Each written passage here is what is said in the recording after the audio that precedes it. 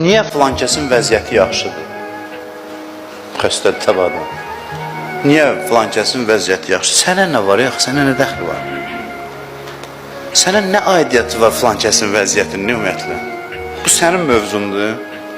Sən elə bil təksən, yaşayırsan, Allah lazım olan nemətləri sənə verir. Niyə onun vəziyyəti yaxşıdır? Əcəb qəribə adamdır bu adamlar. Əcəb qəribə adamdır. Hələ bir ah da çəkir, narahat olur, qəmlənir də.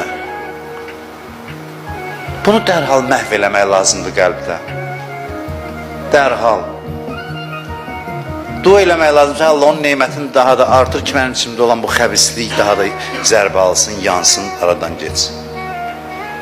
Bu gələ bilər insanın qəlbinə, amma dayanmaq olmaz bunun üstündə. Dayanmaq olmaz. Gözün boylansın qohuma, qonşuya, dosta, tanışa, onun maşını, onun... Nədir axı? Nisbi şeylərdir, neymətlər fərqli şəkildə bölünür, həriyə nəsə çatır. Yəni bunlar çox nisbi məsələlərdir. Bu xəstəlikdən qaynaqlanan qəmlər